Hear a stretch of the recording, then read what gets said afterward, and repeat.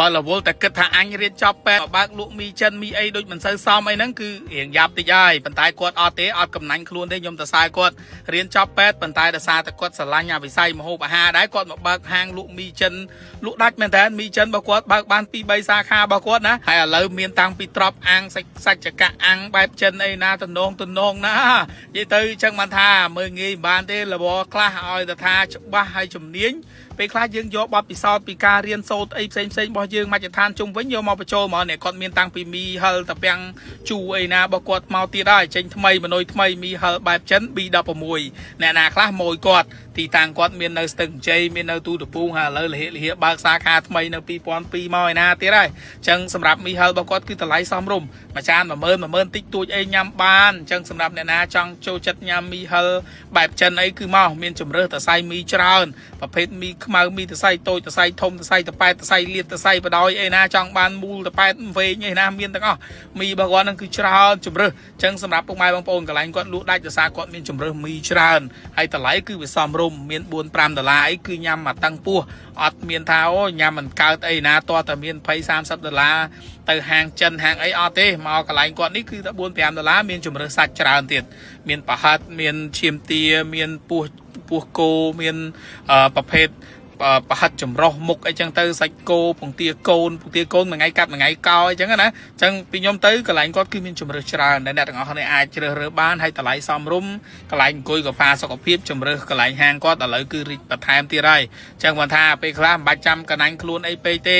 យើងរៀនចប់នេះចប់នោះអីក៏ដោយប៉ុន្តែបើសិនបើចិត្តយើងស្រឡាញ់នេះស្រឡាញ់នោះហើយឌូតលើរឿងអីធ្វើអីបានថវិកាធ្វើអីបានចិញ្ចឹមជីវិតខ្លួនឯងធ្វើនឹងទៅមិនប្រកាសថាយើងរៀនចប់ពេទ្យទាំងបានប្រាក់ខែពេទ្យច្រើនទេប៉ុន្តែគាត់ថាគាត់នៅតែធ្វើអញ្ចឹងពេទ្យគឺគាត់នៅតែស្រឡាញ់នៅតែធ្វើប៉ុន្តែគាត់បន្ថែមរបរមួយទៀតមានតែបញ្ហាអីបើកមីហិលមួយទៀតមកណាអូយមីហិលបែបចិនគាត់តំណងណាមានតែសៃខ្មៅតសៃវែងតសៃស្អីមីសួរតសៃស្អីគាត់មានដែរនិយាយទៅច្រើនជំរើសឲ្យទឹកជ្រលក់វិញគឺមកសំរុំអញ្ចឹងមកខ្ញុំនិយាយថាហាងរបស់គាត់នេះនិយាយទៅតម្លៃទាំងរសជាតិទាំងបរិមាណទាំងទីតាំងកន្លែងផាសុខភាពអីហ្នឹងមូតហាងប្រភេទហ្នឹងប៉ុណ្ណឹងតម្លៃប៉ុណ្ណឹងខ្ញុំអាចរីកមិនប្រាប់អ្នកទាំងអស់គ្នាបានមិនជាអស្ចារ្យពេកប៉ុន្តែជាហាងមួយដែលពុកម៉ែបងប្អូនអាចសេវទុកបានដែលខ្ញុំគិតថាអ្នកដែលធ្លាប់ទៅញ៉ាំអាចជួយខមមិនជាផោះតាំងណាដើម្បីឲ្យអ្នកផ្សេងគាត់ឃើញហើយគាត់អាចសម្រេចចិត្តទៅឬមិនទៅតាមរយៈការខមមិននឹងទាំងអស់គ្នាថាតើកន្លែងគាត់បែបមិនដែរអញ្ចឹងណាព្រោះខ្ញុំឃើញគេខមមិនតសារពីវីដេអូខ្ញុំផុសមុនហ្នឹងថាហាងគាត់ឆ្ងាញ់ទទួលយកបានទៅញ៉ាំអ្នកខ្លះខ្លាយទៅជាមួយដោយសារតែហាងរបស់គាត់អញ្ចឹងមិនថាក៏មើលងាយស្នាដៃពេទ្យណាដុកទ័រមែនប៉ុន្តែលក់ហាងទឹករសជាតិអីគឺមកអាមមីហិលអីរបស់គាត់ហើយឥឡូវគាត់បញ្ចេញមនុយថ្មីអាប្រភេទមីតាពាំងជូអីរបស់គាត់នេះតំណងរបស់គាត់អញ្ចឹងសម្រាប់ពុកម៉ែបងប្អូនដែលចូលចិត្តប្រភេទអញ្ចឹងគឺមកកន្លែងគាត់គឺមានជំរើសតម្លៃសមរម្យអាចណូតទីតាំងគាត់ទុកបាននេះមីហិលតាពាំងជូហើយគាត់មានអាមនុយប្រភេទសាច់ចកាអាំងគឺគាត់មិនបាច់ចាំតសេក្រដាស់តសេអីញ៉ៃស្មុកស្មាញច្រើនទេមកចាប់រើសយកចង់បានប្រមាណចកអីប្រមាណចកគាត់ដាក់អាំងឲ្យភ្លាមថ្មីក្តៅ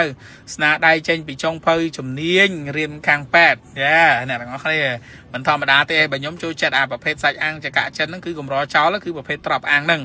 ហើយនេះស្នាដៃតសើគាត់ណាអត់មានកណាញ់ខ្លួនអីទេអញ្ចឹងបានថារស់ស៊ីឲ្យតែថាយើងដាក់ចិត្តបន្តិចទៅ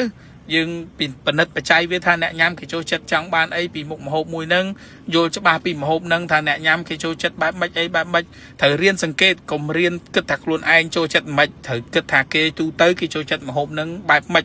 លក្ខណៈចំណុចពិសេសរបស់យើងខុសពីគេបែបម៉េចអីខ្លះអីចឹងទៅដោយកន្លែងគាត់ចឹងគឺគាត់ធ្វើមកគឺបានជោគជ័យហើយណែអូសាច់ចកខាងគាត់គឺមានជំរើសច្រើនណាតម្លៃក៏សមរម្យធូរសមរម្យណាចង់ញ៉ាំមួយណាក៏បានដែរណែអូបើត្រប់វិញជាតិមែនតើអាំងខ្លាំងមកហើយអាហតដកនេះគឺត្រូវហើយជាមួយទឹកជ្រលក់ហឹលឃ្លានហ្មងពុកម៉ែបងប្អូនអញ្ចឹងពីខ្ញុំទៅគឺមានតែប៉ុណ្្នឹងទេកុំភ្លេច note ទីតាំងទុកហើយជួយ comment ទាំងអស់គ្នាពីរសជាតិនៅកន្លែងគាត់អរគុណជម្រាបលាបាយបាយ